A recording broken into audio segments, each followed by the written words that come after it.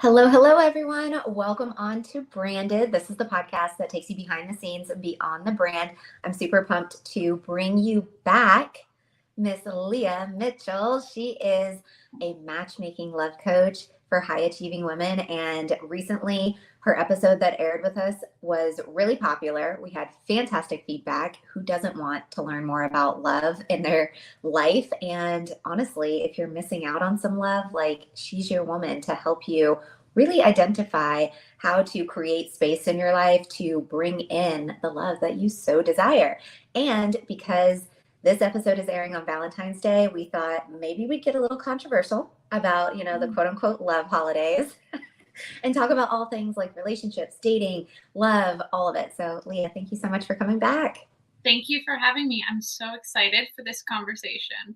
Yes, so good. And honestly, I love your perspective on love and how to find it and how uncomplicated it really can be when we decide to take self-responsibility and really look at ourselves and be like, okay, are we being who we want to be when it comes to attracting the partner in life that we so desire? So, okay, as we dive into today's episode, because it is Valentine's Day, it is the love holiday of the year. Let's start by maybe getting a little controversial about the love holidays, and then we're going to dive into a 4-step process that Leah has to share with you guys. So we'll get there. But how do you, maybe in the years leading up to you actually becoming a love coach, how did you participate in Valentine's Day? What did that look like before? So I definitely, even now with my husband, we go out probably once a week, twice a week to eat. Let's be real. We love going out. And so we go for one late night thing, and it's very random what day of the week because our schedules don't really line up work wise. So on a random Thursday, we will go out from 9 to 11 at night, and we'll just eat tapas and have some drinks and have a great time. And then we'll do a workout together in the middle of the week and hit up all you can eat sushi for lunch. And so we are always going out and eating. So what I've done for Valentine's Day, and we have done staying at home. That's what we do for New Year's as well, making our little appetizers. And if it's a UFC night, that's what we're doing. But a lot of the time, if we don't have anything, it's a random Tuesday, we'll go out for something a little bit more special. So spending a little extra money, doing that little more bougie type of feeling. And we use Valentine's Day as the excuse more mentally to spend money. And I honestly think that's what all these holidays are a lot of the time. Of course, when we're talking about Valentine's Day, I'm not really sure there's any religious association with Valentine's Day that I'm aware of. But in terms of the other ones that are religiously associated, people celebrate those for those reasons. But I do think a huge portion of people celebrate it for the purchasing of gifts and stuff like that. And even this last Christmas was the first Christmas we were just we buy what we need all the time. Let's just not put the stress on, and let's not buy each other anything for Christmas. It was the best Christmas I've ever had. See? Right? So that's kind of my perspective going into Valentine's Day as well. It's there's a reason why December is the biggest breakup month globally, and it's because of the pressure of buying presents and seeing family members. And so I really do think that pressure is not going to benefit your relationship at all. Even with yourself, if you're single, how shitty does that feel on Valentine's Day that everybody else is doing something but you? It's a big slap in the face. And why, right? Mm-hmm. Why are we pointing out, you know what I mean? Yeah, I firmly have a foot in the buying gifts on a holiday just because someone tells me I should. I am so against that, honestly. I love buying gifts for people. I love getting gifts. But honestly, when it is only because a holiday happens that those, that love is shown, I think it's kind of bullshit, to be honest. Like my husband and I, so we've been together for 17 years. And we, from the very beginning of our relationship, we decided we were not going to be giving gifts on major holidays. Like we just didn't want to participate in that conditioned belief of we should buy each other something crazy expensive because it's Christmas or because it's Valentine's Day. And instead, if I'm out shopping, if I'm out doing whatever, if I see something and it makes me think of him, I will buy it. Mm-hmm. And for me, that gives me so much more joy because that means that I am thinking about him without being told I need to think about him, right? Absolutely. It becomes part of my day to day that having love for my partner, it just is part of my being. It's not because Mhm. a holiday tells me I have to. And so yeah, I get the weird side eye looks whenever I tell people like we don't buy each other gifts. And I love that you and your husband tried that this year for Christmas and that you recognize like it was one of the best holidays ever because we were able to be Mhm. more present with each other, not be stressed out about what we were going to buy each other. Mhm. And honestly, like you don't need to be spending all the extra money too just for the sake of having enough things. Like, That's exactly it. I honestly, I was like, why would I put more financial pressure? Like we got married how recently? We've had a big year financially, so it's just like it would make zero sense to when Christmas is supposed to be a lovely time and we both are January babies. He's the 4th and I'm the 6th. So we're both like our little Capricorns right away birthdays. And so for me it was like the amount we're going to spend like 4 or 5 grand on presents within those like 2 holidays for yeah. us. It's just too much. It made no fucking sense. And so what we actually even do for our birthdays is we still don't buy each other gifts. We go out. So we went out Mm-hmm. for a weekend. We did like the hotel and had so much fun spending our birthdays together. And I know a lot of people don't celebrate their birthday, but that's something that we both really appreciate doing. Mm-hmm. So it's again spending time together without doing something that's going to add stress onto our relationship. To me, that just doesn't add up. I think financial stress is already something that truly impacts so many relationships negatively. Yeah. And so, wherever I can alleviate that, I try to. And it's the same like with my clients when they're like, what is he gonna, what are we gonna do? What's the plan? All these things. It's like, so I always bring it back to like whose belief is it that something has to happen here, or like who put this idea in your head, because they'll feel under pressure. They'll feel like, what do I do, Leah? Am I doing enough? All this stuff is like, who put the belief in your head? Because then we think, okay, collective or parents or this or that, and it really has nothing to do with our beliefs. Yeah. It's all just trying to please this thing that doesn't really need to even exist, right? Yes. Oh, nailed it. Nailed it. Like it really is so true. It's all of this conditioning that we're like, well, I guess I should do it because I Mhm. mean, if I don't, does that make me a bad person because I'm not going to buy, so and so gifts? And honestly, it's been one of the most like freeing experiences to not have to buy gifts. And of course, I'm aware that a holiday is happening. And if somebody I know really, really like revels in that kind of holiday, I'm still not going to get them a gift, but I will acknowledge that, they're experiencing something that brings them joy. And so for me, like with the holidays and stuff, it's just a little bit of a nudge to remind you to like, okay, maybe go have an experience that you haven't had before because maybe you have a day off, like from Mhm. work or whatever. And that whole shift, whenever it comes to holidays in general, is huge. And I mean, I have endless conversations around the holiday season where people are like, oh my gosh, I'm so stressed. I'm so busy. I'm spending this money. I'm doing this. I'm doing that. And it's like, why? You're allowing this to take place. Like maybe you don't realize that, but you really are. And you can take back that power and decide for yourself, like, this isn't something you want to participate in that way. Right. And Mhm. so, yeah, I just thought that kind of touching on the love holiday and what that means and the heaviness that it can carry for some people sometimes, Absolutely. it really doesn't have to. And, Mhm. I think, uh, bridging off of our conversation previously that we had around authenticity and how that can really attract in your dream partner. I feel like this kind of ties into what you had mentioned previously, the low value behaviors. I Mhm. love how you put that as well, like what Mhm. a low value behavior looks like, how it then translates into what you're attracting into your life.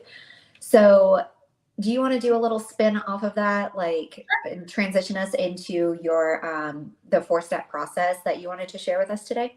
Absolutely. So basically, when we're talking about these low value behaviors, it doesn't mean that you're a low value person. And I want to make that really clear, because what I'm saying is the reason why we're behaving in low value ways is because our trauma taught us to do it this way. This actually became either a survival technique or a just like your understanding of the world based on your parents and how they raised you.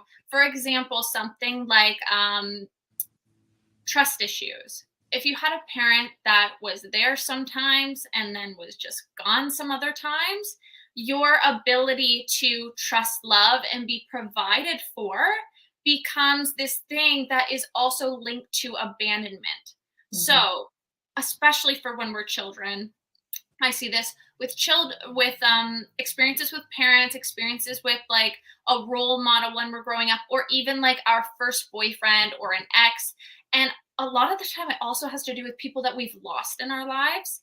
And so it has this, you don't want to call it abandoning when you lose someone, but for your subconscious, that's exactly what happened. When someone passes on, you're feeling left abandoned by Mhm. them in the world that you still have to live in, right? And so I see this when people go through grief a lot. And so even looking at my clients, one of the low value behaviors was there was this like block, there was this consistent block of being provided for. A compliment would be like shaken off, or they'd make an excuse that it wasn't real, right? Like, oh, like your hair looks beautiful. Oh, I haven't washed it in 8 days. It's disgusting. Like, you know what I mean? Like just like refusing to allow that. Oh, like, can I take your car in for your tires? I know you're busy. Nope, I'll do it myself. Like those, that refusal for being provided for. And we really like looked at this because I said, you know, how comfortable are you with the idea of this masculine man, this desire that you have? When we talk about the desire, it's really clear exactly what they want, right? This masculine provider is something so important. They don't want someone who takes things from them. They want someone who can give. They want someone who's dedicated to building that emotional connection, really providing on a physical and emotional level, even the spiritual level. That's very, very important to the ladies that I talk to. But the thing with that is being provided for this person who has lost men in their life previously who provided even just friendship to them. Mhm. um, that actually creates the subconscious block in their head of, if somebody does start to provide for me, then they will end up abandoning me. And so I'm actually going to be super independent and do everything myself and never lean on anyone. And when they get like this, that's the low value behavior that they kind of use as a survival technique to avoid future pain from abandonment. Any high value man that wants to provide for them just walks right by them, Yeah. because there's no energetic, emotional, or physical space in their life that they've allowed to be there for that man to come in. And so we're behaving in ways that are unaligned with our desire. And so this acting as if method that I created is really so that my clients can collapse the timeline between where they are right now and the woman who's in the relationship with that masculine provider. So So good. yeah, so it's a really simple 4-step process, because I'm gonna turn my heater off. It's way too hot. Like sweating over here talking about love. Um, but no, so there's this 4-step process, and I absolutely love it, because basically what we're doing, and I've had this process for a while, but a lot of the time as coaches, we forget to break things down into steps. We already do it, but do we ever break it down so that it's packaged nicely so that people can implement it in their life? And so I was sitting on a call the other day with a woman, and she's like, I do all these. If a man is coming into my life, if I'm starting to date again, I start really taking care of my like body, and I start making sure that like my menstrual cycle's back on track, and I like really put effort into the feminine. And the problem for me was you're waiting till you're dating again, until the man's in your life in order to do that. And the woman in the relationship you want to be in, she doesn't wait. She's always on top of her shit, right? And when she isn't, she looks for support. Mm-hmm. And so a lot of the time we're missing those pieces. And if we're not creating space in our life by already being in our feminine, we don't have the emotional space. If our behaviors aren't matching our desire, we don't have the mental space. And if there's no room in our schedule, we don't have the physical space. So we are eliminating the possibility for that man to come in, the one who we desire, on 3 different levels. And energetically, that's when we're really like, the universe sees that we want something, but it's not seeing that we're ready for it. So it's not bringing it for us, right? So the 4-step process is really the visualization method that brings clarity, okay? So we're using a visual anchor loop specifically to bring clarity, because who is she, the woman that you want to be in that relationship? She's clear. She has pure clarity on her love life.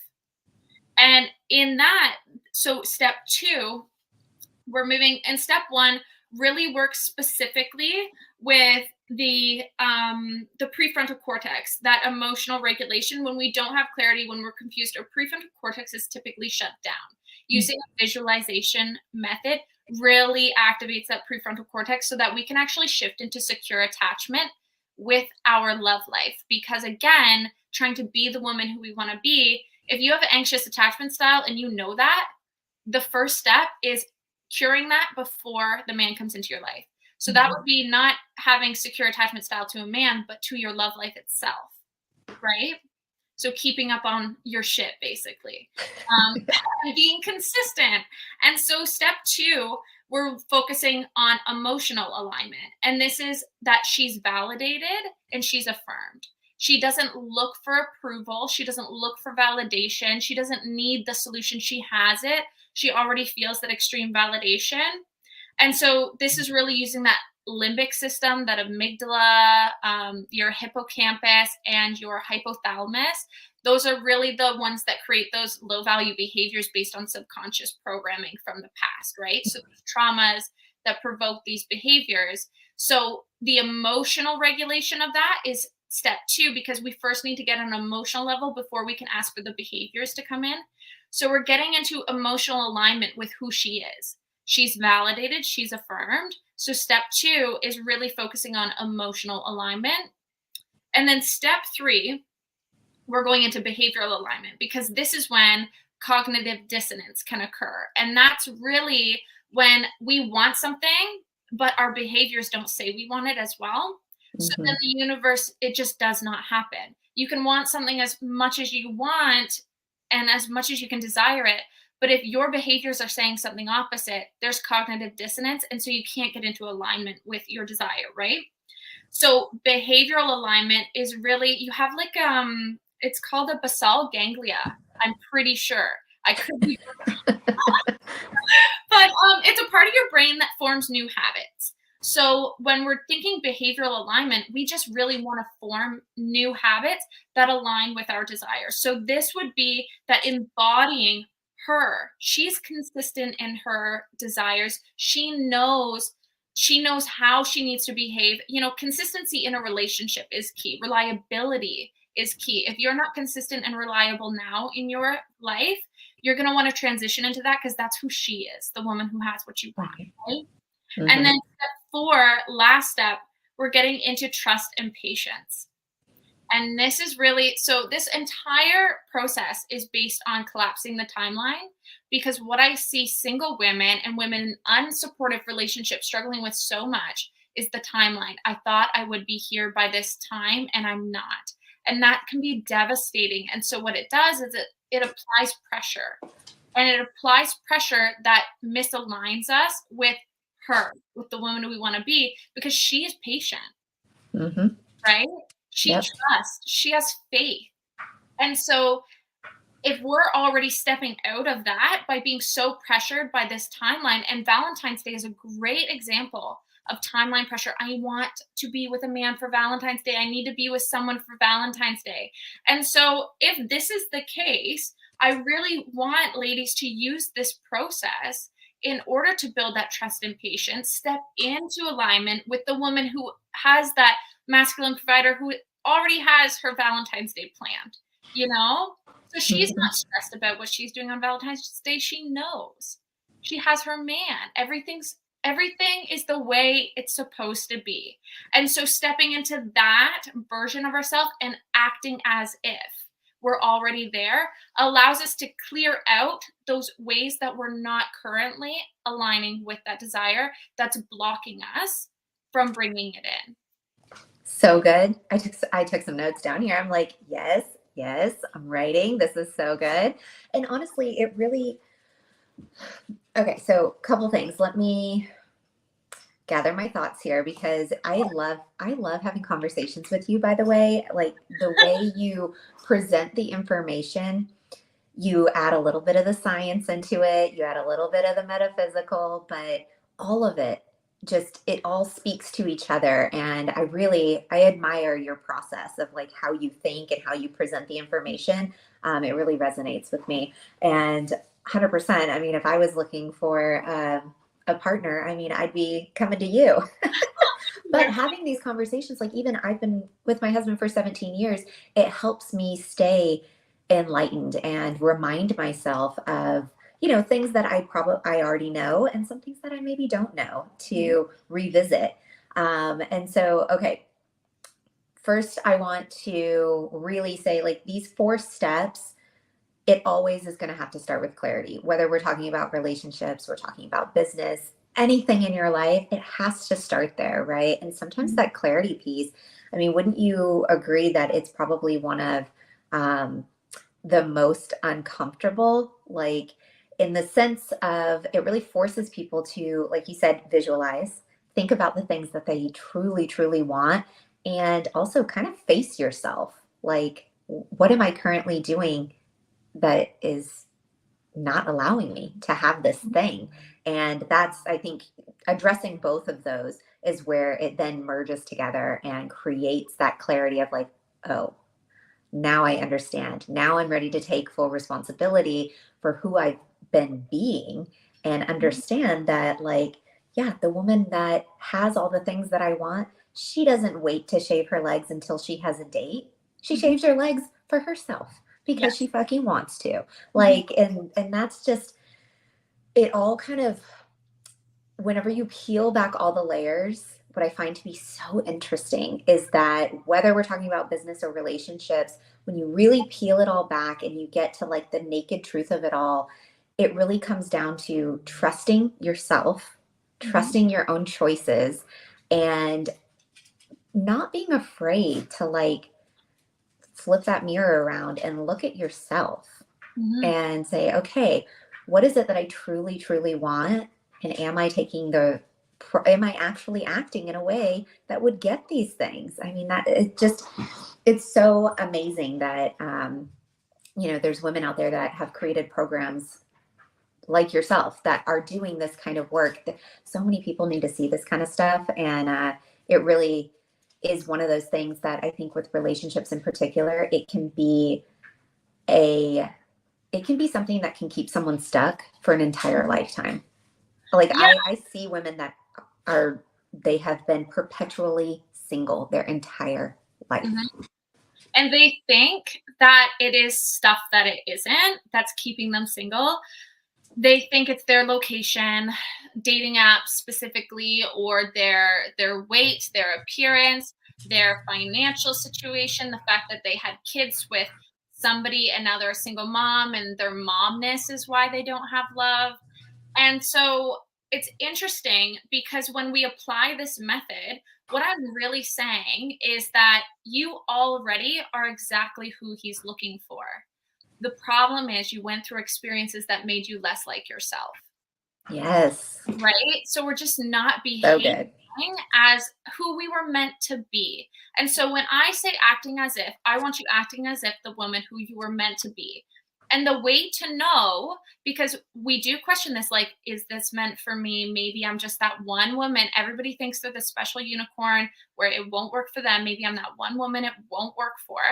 But if you like look at where you are right now, are you lonely? Are you craving that man in your life? Are you upset that you're single? Because if you weren't meant for this, you would not care, right? Pain pushes, desire pulls. So if it wasn't meant for you, you wouldn't be experiencing dissatisfaction. And so when we do step into that dissatisfaction, it's actually just my faith really goes into that the universe is telling me something needs to change. And so the consistency that I've seen for women that have been single for so long and then they do find their soulmate is that they listen to that dissatisfaction and they're like, holy fuck, it's time to change. And then they come in and they implement the strategies. Like, this is one method, and I love this method, but I have are my messaging methods. I have the dating app methods. And the thing is I package these so simply because I want you to be able to implement them with ease. And once I notice a woman implementing a packaged system, they start being who they truly are because they're just trying to follow steps. They're like the kid again who learned her ABCs from the teacher and is now saying them in her voice, right? We're not allowing all those behaviors to come forward and impede on what we're doing. We're just trying to follow Leah's steps. And that's when the real like manifestation of who they are as a successful woman in a successful relationship comes into fold, because they're not worrying about all those other things now. They're just focusing on completing the steps and making sure that happens. And so that's why I package them in this way, because I find it allows women to really step into that acting as if without having to deal with all that extra stuff that's pushing them from who they truly are. Because for me, I 1,000% believe she doesn't need to change, and she wants someone who doesn't make her change. So stop trying to change yourself. Stop thinking it's your weight or your appearance, and realize that you are already everything you need to be. We just have to clear out the conditioning from the trauma that's making you someone who you are not. So good. Yeah, it's bringing yourself back to you. Like, and honestly, anytime that I've ever had doubts, lack of clarity, I've felt disconnected with, myself energetically. Anytime I've had those experiences, the moment that I have figured out how to come back to myself, boom, that's when everything shifts and everything just flows. And something I wanted to mention earlier that I think you made a really good point, and it like created this visual effect in my mind whenever you said it, was creating the space. Emotionally, energetically, creating space within you. And I have 100% done this, almost not like even realizing that I'm doing this, but for sure in my business. And I know that I've done this in relationships, prior, like 20 years ago when I was dating. But I've done that where it's like you almost have this free space, but you're so uncomfortable with that free space and you don't really know what to do with it. So you just fill it with like another task. You fill it with something that just it doesn't serve you. And I found myself recently doing this with my business. I had some free time and I was like guilting myself. You must not be doing enough if you have this block of free time. What's wrong with you? What have you been doing? And then I thought to myself, you fucking created this free time on purpose. Yes. Why are you not enjoying it? And I feel like the same thing happens with relationships.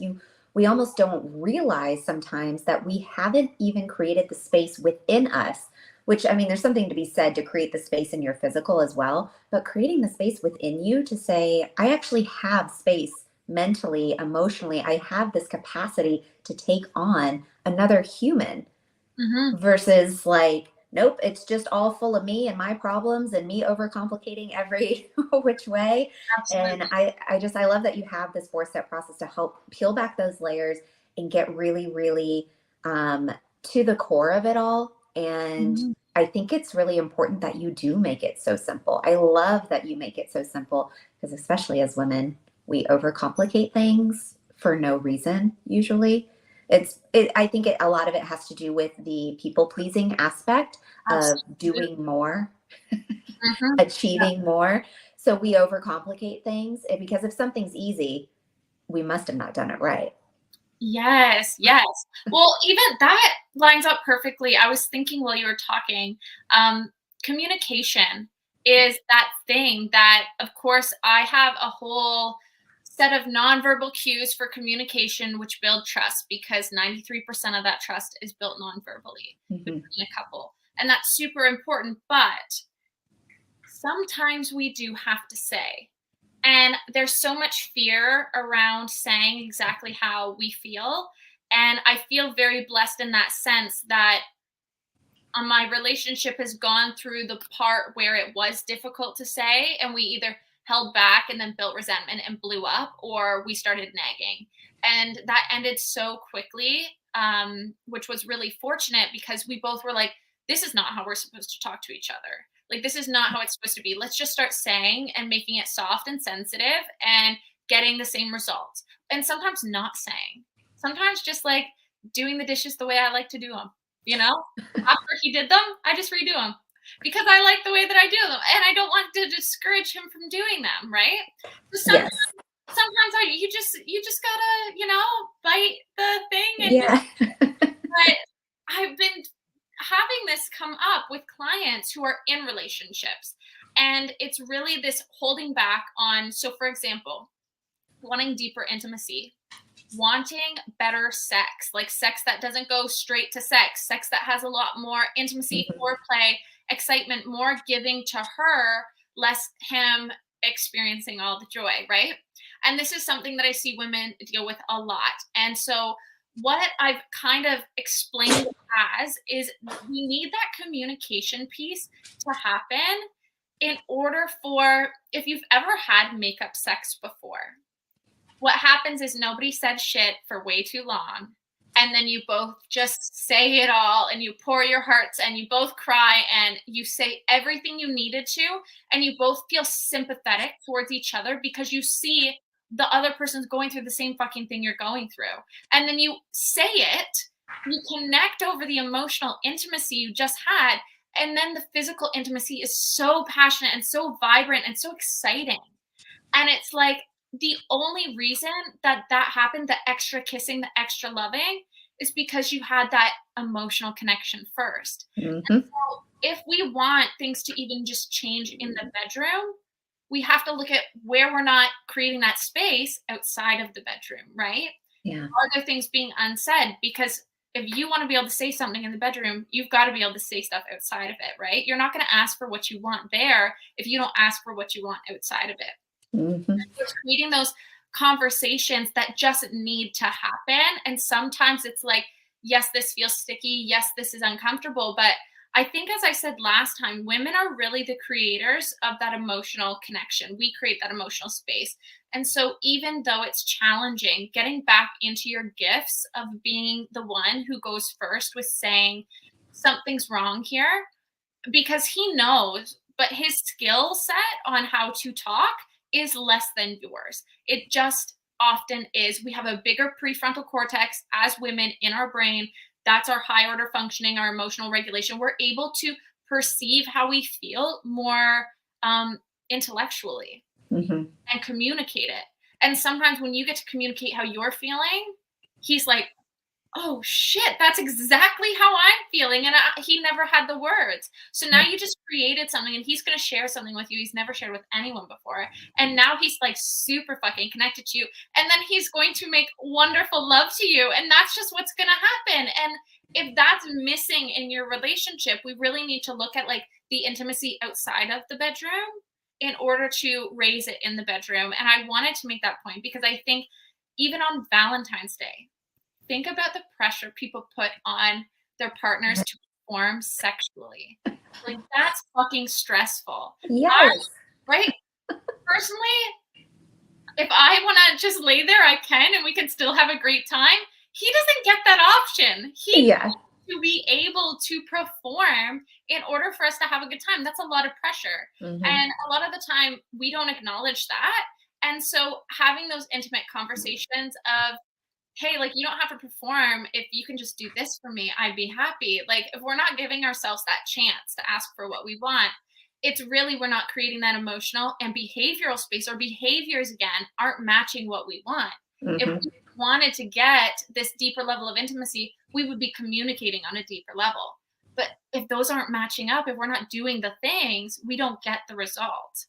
Yeah, it really is so true. And, speaking from my own personal experience of being in a relationship for 17 years now, and, on the topic of sex, like my husband and I, we, as of recently, have just started talking about sex more and more because we actually started recognizing, we were like, wow, we used to have sex way more frequently than we are now. And it's almost like you just let life get in the way. And we have a level of intimacy that's like, constant touching and loving and kissing and all the things, but just not as much sex. And it's like, and the amount of sex for a relationship, right? It varies from one to the other, right? So what is a lot for one is not enough for another. And so we started talking more about it. I started listening to a sex podcast because it's like, if you're ever in that feeling stuck kind of thing, it's like all you have to do is just start taking action in any direction, to be honest, and it'll start that momentum of you thinking about it more, thinking about it differently, having the conversations. Because you're so right. If you want an action to present itself in your physical, you have to start talking about it. You have to place attention on it, have a level of observation and awareness around it. Otherwise, it doesn't just accidentally happen. Yeah, avoidance is not going to equal better anything, No.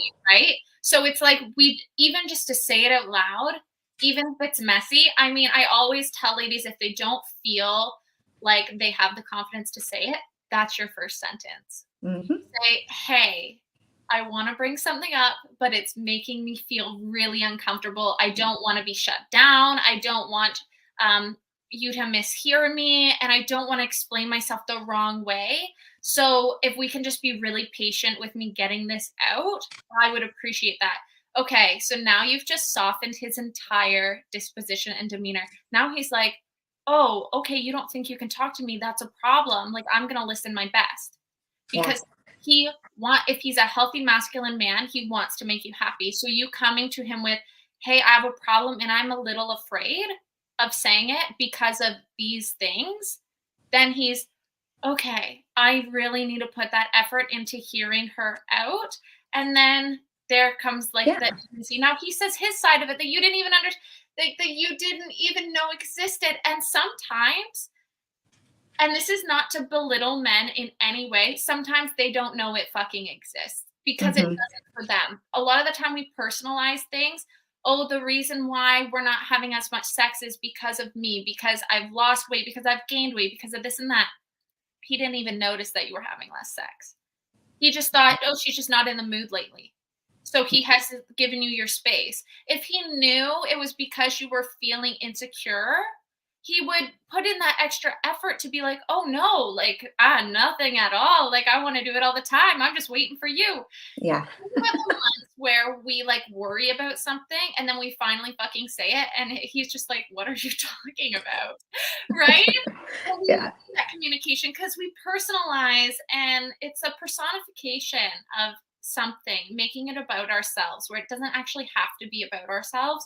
And we think it's intentional on him. And of course, like, intention isn't everything. If the result is still the same, then that's like, okay, he was inconsiderate, but he wasn't being inconsiderate intentionally.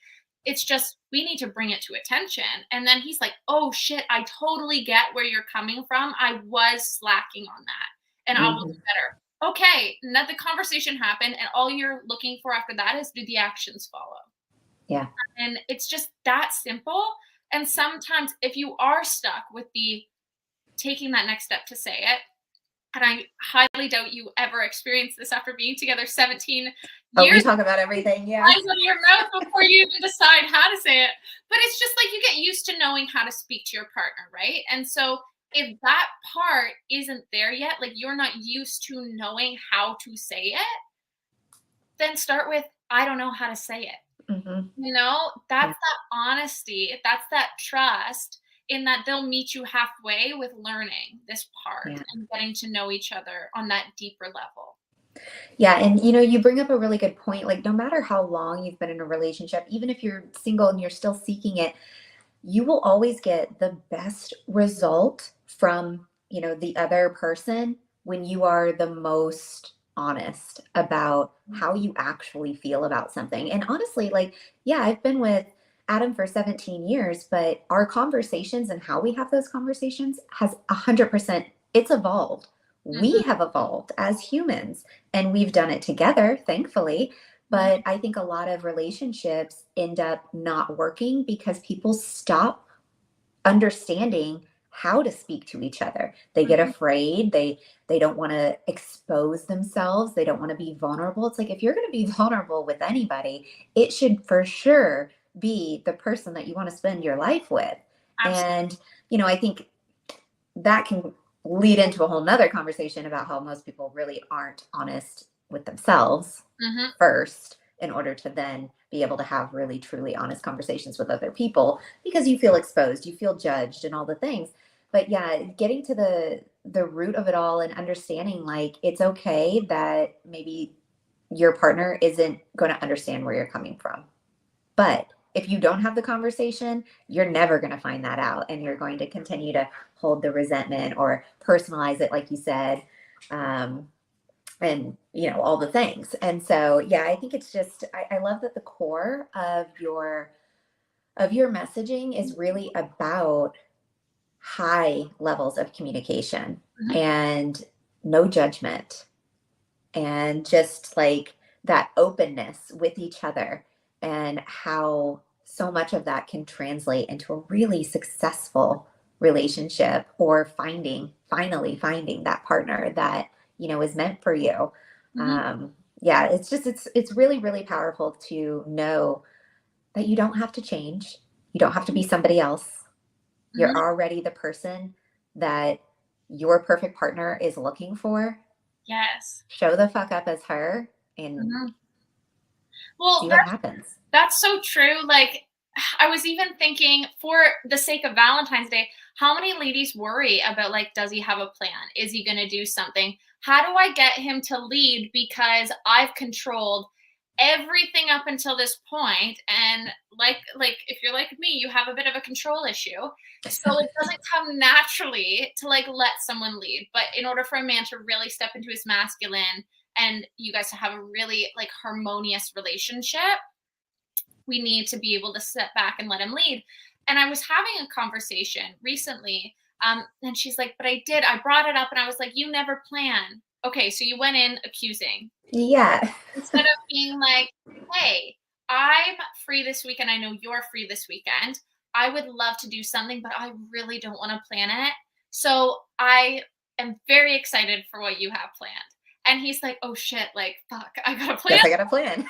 But then once he does, and if he asks you for help or asks you questions, be very open, very helpful, because he's putting the initiative in. He's not trying to get you to plan it. He's just like, I don't want to screw it up.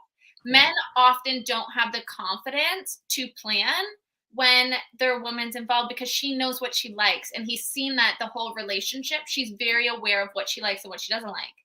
So for him to take the lead when he hasn't yet, all we have to do is tell him how much we trust him, that he can figure it out and that it will be amazing. And then even if it's like,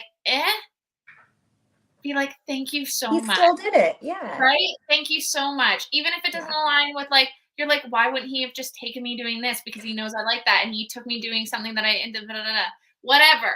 Yeah. It's like, still say, thank you so, so much. Next time we should do this. I'd love to do this with you. Now you just gave him an idea and he can go and plan it now. Right. Mm-hmm. But like, Yeah. it's trusting him and then also that acting as if that woman who's in that relationship with the masculine leader, she trusts him to do it. She encourages, she is supportive, and she's really fucking grateful. So you have to be those things if you want your man to lead. And it is their side of it, but it's also our own accountability of like, where are we taking the opportunity from him of allowing him to lead too.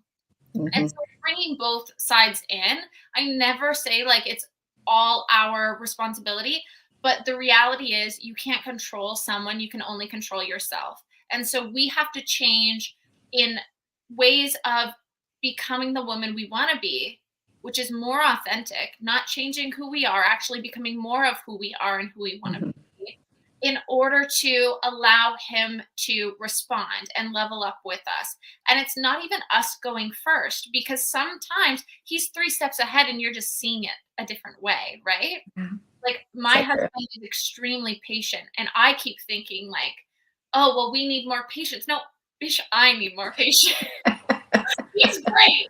You're like, it's not a we, it's a me thing. Yeah. Yeah. And so it's like I saw a problem, but he was just okay with it. Yeah. And so I was actually taking the step after, when I saw for a while that I thought I was taking it first. And so we have to open up that communication and really find what's going on, and then give each other that opportunity to make it happen. Like, and then be extremely grateful with the baby steps, because that's really what it takes, is that trust and patience that you're both becoming exactly who you want to be. So you make a really good point with the, it's like flexing that muscle of allowing him to be the leader of certain circumstances. I've actually started recognizing this more and more in my relationship, and I am loving it. It's from both sides, right? I'm loving the action that he's taking, but I'm also loving how it sort of sets the tone for our energy in that moment. So I'll give you an example. So my husband is incredible at cooking. He's so freaking good at cooking. Like, he loves to do it. But honestly, like, he'll go in waves where he does it every single night. He'll cook for us. And then sometimes he just doesn't. But he always, I think it's just something that is in him. He's always like seeking my approval for the dish. Like, how does this sauce taste? How is this? How is that? And so what I've started doing lately is, yes, I'll taste the sauce, but then I'll let him know, just so you know, babe, you don't have to ask me. I trust you. I trust that you know exactly what you're doing. You know exactly how I like my food. You're the one who taught me how to be a better chef in the kitchen. So I'm like returning that gratitude to him, but in a like compounded effect, where it's like I'm giving him permission to trust himself more and more, because sometimes people just need to be told, like, it's okay to trust yourself. It's okay to not seek approval from anybody else, even though you're not the only one who's going to be enjoying this experience. And so by doing that more and more, I've started to notice that he's taken leadership and responsibility in other areas. Like, he'll just go do the laundry and he won't ask me, like, is there anything in particular that I should do about the laundry? Like you said with the dishes, right? You let him take leadership and ownership of a task, of something, and then you show how grateful you are for it. And if you truly want it to be different, then it's on you to tweak it and make it different. But yeah, there's something very powerful about letting your partner know how proud you are of them, that it's okay for them to make choices that, even though whatever they're doing, it will directly affect you, like the meal that they're creating, but that you trust that they know to make the right choices. However you want to season it, go for it. Like, it's up to you. And if I don't like it, I'll let you know and we can change it later. But like that kind of thing I've been doing lately, I love the way it makes me feel, because then he'll get back into the process of cooking with this whole new air of like, I fucking got this.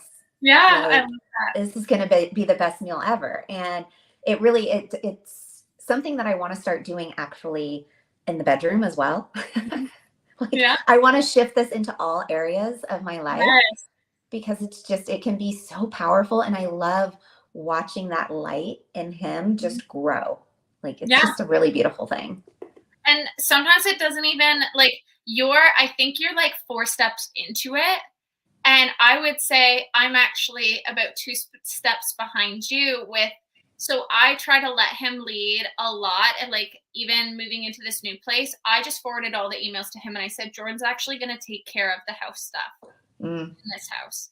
And I've never done that before. But I noticed myself on the micro level where I like ask him a question, like I'm wanting his answer so that I can tell if he's doing something right or wrong. And I will get halfway through the question. I'll be like, you know what? You know what you're doing. I'm just going to go away. You know what you're doing. I'm just going to fuck off. And he's always just, he laughs. He thinks it's so funny that I have such a hard time, like giving him the control. But I'm getting better at it. You know, I really am. And it is work. Like you have to catch yourself in the sentence of you trying to like, you know, like, oh, we're going to Toronto. Have you like cleaned out the car yet? Like, I don't even need to fucking say that. Just whatever. He will notice if we're leaving and the car isn't clean. He will make sure it's clean next time because he'll notice that I'm frustrated. But I just need to baby him. And I have the worst habit of babying him. Like, did you do this yet? Did you do this yet? And I will start halfway through and I'll be like, Leah, fuck off. And I will just say like, you know what? No, you know what you're doing. It's your car. It's your problem. Like, I don't need to concern myself with this. And the relief I have given myself by offloading responsibilities that really weren't mine in the first place, that I just decided were mine. I've been better in my business. I've been better in my relationship. I've been able to hit the gym more. You know, that's the thing about, we talked about this last time, is like single or being in a relationship better because so many people question it when they've been single so long. And it's really like, you see your potential now. You just wait until you get to offload half of your shit that you don't want to do to a man who will do it and actually sometimes enjoys doing it. Like, I'm not giving him tasks he doesn't like. And so like, oh, I feel absolutely fulfilled doing that. And so now I have all this extra time. Like, think about when your husband is now cooking, all the great stuff that you get to do for yourself during that time. It's wonderful. Like, let's just let them take it all. I'm not to retire from doing any chores around the house permanently. If that's how it goes, like, I have no problem with that. I just don't know anymore. Yeah. No, it really has been super. And like you said, it's a journey. Like the controlling aspect, I have struggled with that for my whole life, like just controlling every little bit and piece of things to make sure it goes exactly the way that I want it to go, that I'm expecting it to end up. And so to be able to relinquish some of that control and just say, hey, could you take this task on? That would be fantastic. And then, like you said, sometimes they end up really enjoying it. For example, grocery shopping. He loves to cook. He doesn't necessarily love to grocery shop, but he's so good at it. And I've let him know that. And it's not like in a manipulative kind of way, like, hey, you're so good at grocery shopping, keep doing it. Like, he legitimately is really fantastic at it and ends up creating these amazing meals because it's almost like his cooking process starts when he's shopping because he's thinking about these things. And so I've started to recognize that and given him the praise for it and then completely relinquished the control and said, this is you now. Like, you fucking got this. I don't need to be meddling in any of it. If you want my opinion, feel free to ask. But like, honestly, you got this. And yeah, it really is powerful to be able to just break that control. And it gives them such a sense of ownership of the relationship as well. And not just someone who's there being told what to do 24/7. Like, no man wants that. Absolutely. Yeah. Okay. So as we wrap up today, you guys head to the show notes because Leah has a free course for you on how to just smash your love blocks, like all the things that are standing in your way of having the love that you really desire, that you really deserve. Let's be honest, right? So she has a fantastic free course for you. And then, of course, you can learn more about the acting as if method. And you heard a lot about it today, but Leah, thank you so much for sharing this. I love having conversations with you. Side note, I'll say it here. I mean, who knows if it'll come to fruition, but I am really talking to my husband about having a couples podcast. I love and it being kind of about relationships and love and sex and all sorts of juicy things. I think that's a great idea. I actually forgot to tell you. So I have launched my podcast. and I would love to plug it. So it's the Yes. Mr. Right Magnet Method, and I will send you the link for that. Yeah, look me up, Mr. Right Magnet. It's not method. Oh my goodness. It's called the Mr. Right Magnet Podcast. Yeah, Mr. I Right get his Magnet name right. Podcast. Yeah, Mr. Right Magnet. And it's how to become a real Mr. Right Magnet. And it's not just for single women, it's also in your relationship. And we dive into that acting as if method. We dive into all the things. And so, yeah, really excited. Yay. Okay, that's fantastic. Well, we'll put everything in the show notes for you guys so it's super easy to access. For sure, go check out her new podcast and get the free course, right? Who doesn't want to identify their love blocks and just get rid of them, so you can start living as if the woman that has all the things that she desires.